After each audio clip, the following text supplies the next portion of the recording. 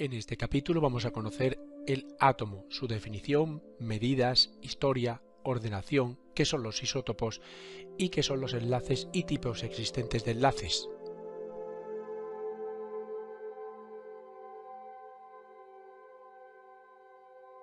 En la primera parte profundizaremos sobre estos aspectos del átomo, su definición, ejemplos, medidas, historia, proceso cronológico, ordenación de átomos y problemática. Un átomo es la unidad más pequeña de la materia. Todavía no se han podido tomar imágenes de su interior, pero lo que se sabe de él se ha deducido por experimentos complejos. Las partes de un átomo son el núcleo, que está formado por dos tipos de partículas atómicas, los protones y los neutrones, y en torno al núcleo se mueven los electrones. Los protones tienen carga positiva, los electrones negativa y los neutrones no tienen carga.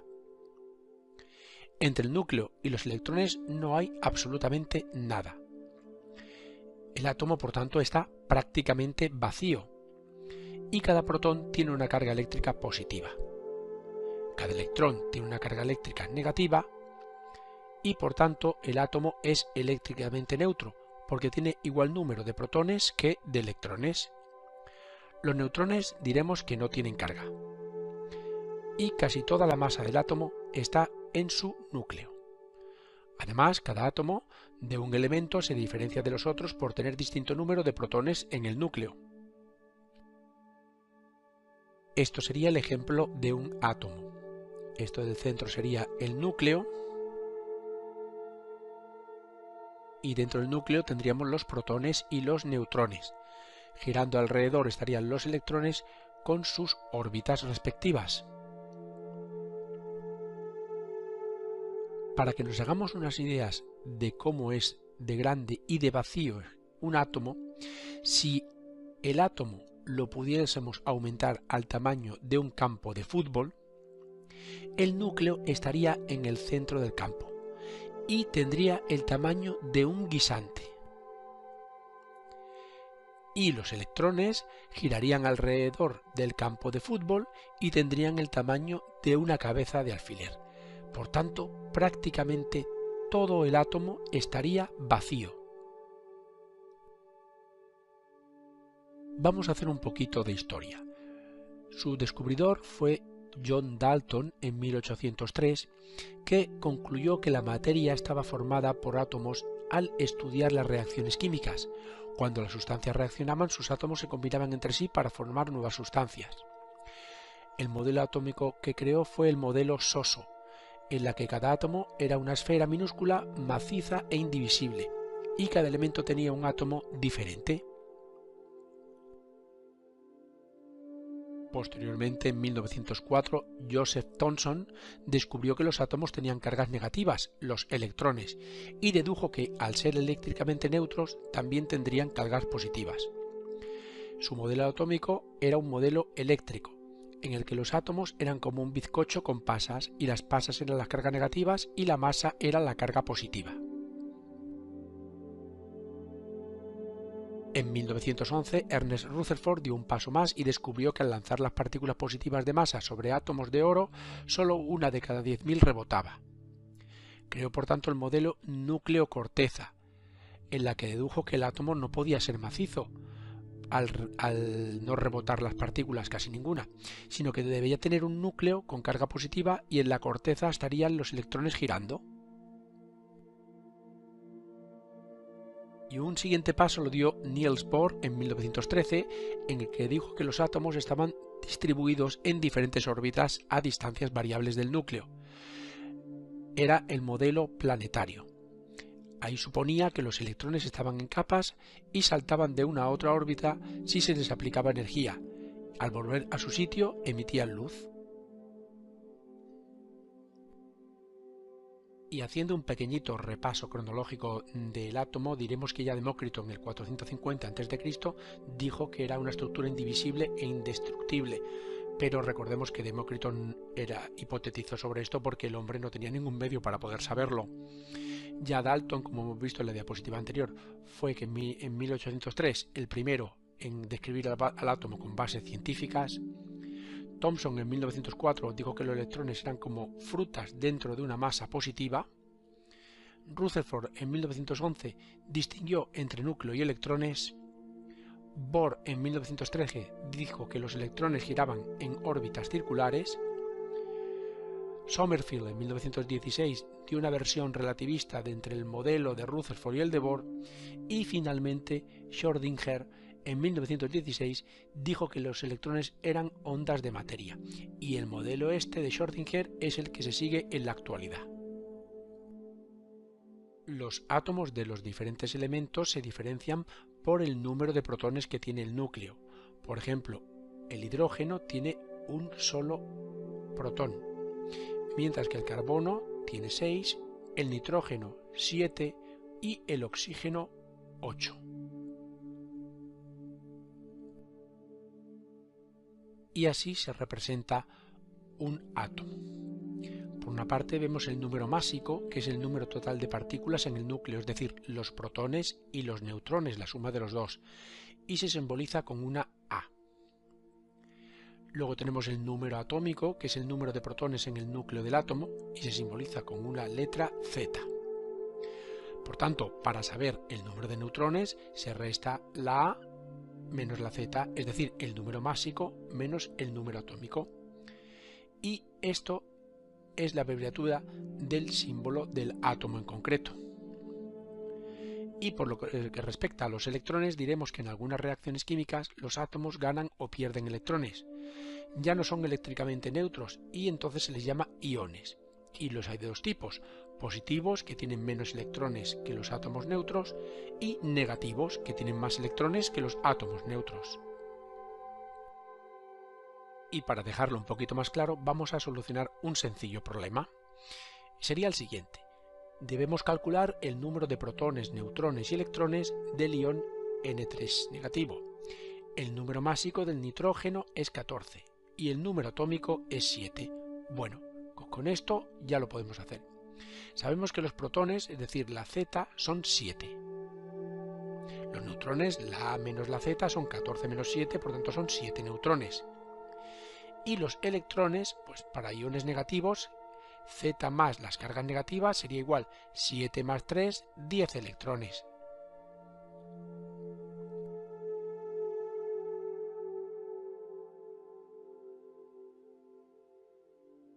En la segunda parte de este capítulo vamos a hablar de los isótopos y de la tabla periódica.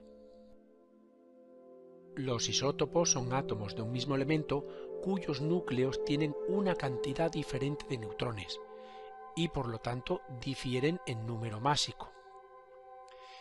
Estos serían los isótopos del hidrógeno, el protio, el deuterio y el tritio.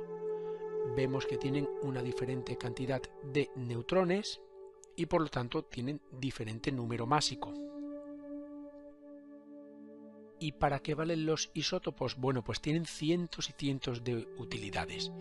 Por ejemplo, el cobalto 60 para el tratamiento del cáncer, el arsénico 73 para estimar la cantidad de arsénico absorbido por el organismo, el bromo 82 que se estudia en hidrología, y tenemos más como el oro 198 para búsqueda de petróleo, el fósforo 32 para diagnosticar enfermedades relacionadas con los huesos, el escandio 46, el lantano 140, es decir, tenemos toda esta serie de isótopos que tienen una cantidad diferente de aplicaciones tanto en ingeniería, en industria, en química, etcétera, etcétera.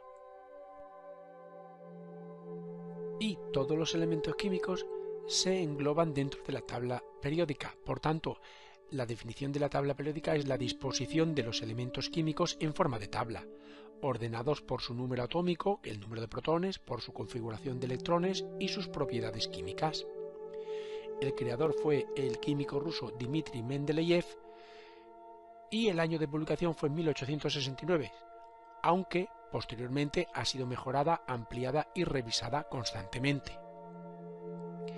¿Por qué la creó? Pues para ilustrar tendencias periódicas en las propiedades de los elementos entonces conocidos.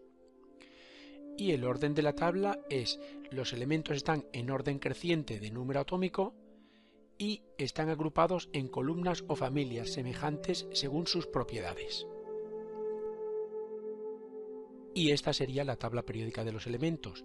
Vemos que están ordenados por su número atómico, el 1, el 2, el 3, el 4, el 5 y así sucesivamente, y también agrupados por columnas según sus características y sus propiedades. Además, vemos que hay diferentes colores en las que, dependiendo del color de la letra, del símbolo, te dice el estado en que está en la naturaleza, por ejemplo en sólido, en líquido, en gas o sintético, e incluso también según el color del recuadrito nos dice si es metálico, semimetálico o no metálico.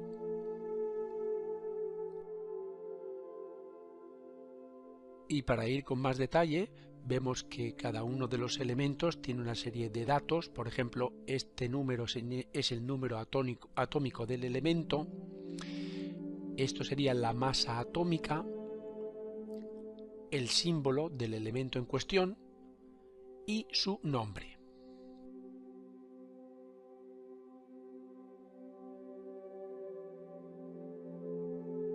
Y por último hablaremos de los enlaces entre elementos, de los diferentes tipos de enlace existentes, el metálico, el iónico, el covalente reticular y el covalente molecular, y de la presencia de elementos en el cuerpo humano.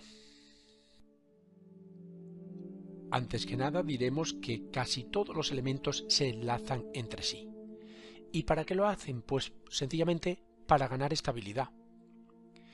Y al enlazarse, crean la mayor parte de los componentes y sustancias conocidas. ¿Y cuántos tipos de enlaces hay? Pues según las propiedades de los elementos podemos aunar los enlaces en 4 grandes tipos. Lo del grupo metales, grupo sales, grupos sólidos de alta dureza y grupos volátiles y que funden fácilmente. En el primero se les llama enlaces metálicos. En él los átomos se ordenan en una red tridimensional y entre ellos hay electrones que pueden moverse libremente. Por eso, en estado sólido, el metal conduce la electricidad debido al movimiento de los electrones. Un claro ejemplo sería el cobre. El segundo se llama enlace iónico. En estado sólido, los átomos con carga eléctrica, los iones, se ordenan tridimensionalmente también, y en solución acuosa se separan y conducen la electricidad. Un claro ejemplo sería la sal, el cloruro sódico. El tercero se llama enlace covalente reticular. Los átomos están fuertemente unidos formando una red tridimensional, pero la elevada temperatura de fusión se debe a la gran fortaleza de estos enlaces. Un claro ejemplo sería el cristal covalente del cuarzo. Y en el último son los enlaces covalentes moleculares. Los átomos están fuertemente unidos en pequeños grupos formando partículas individuales, moléculas, y al ser poco intensas las fuerzas entre estas moléculas, las temperaturas de fusión y de ebullición son bajas. Un claro ejemplo de ello sería la sacarosa, el agua o el butano. Y para finalizar este tema, vamos a hablar de la presencia de elementos en el cuerpo humano. Vemos que esta tabla tiene 3 columnas. La primera es el porcentaje del elemento, la segunda el elemento en cuestión y la tercera en dónde está presente principalmente. Bueno, pues vemos que el principal elemento es el oxígeno del ser humano con un 65% y está en todos los líquidos y tejidos, huesos, proteínas, etc. Luego el carbono con un 18%, el hidrógeno con un 10%, el nitrógeno con un 3%, el calcio con un 1,5% y el fósforo con un 1%. Y el resto ya son pequeñas trazas, aunque como podemos ver hay cantidad de elementos diferentes en todo el cuerpo humano, en mayor, lógicamente, o menor medida. Y lo que hemos visto en la diapositiva anterior queda reflejado en esta gráfica circular. Oxígeno somos el 65%, carbono el 18%, hidrógeno el 10%, nitrógeno el 3%, calcio el 1,5%, fósforo el 1% y el resto el 2%. Y esto ha sido todo. Muchas gracias por escucharme y espero que te haya servido de ayuda. Para más información, entra en yucam.com.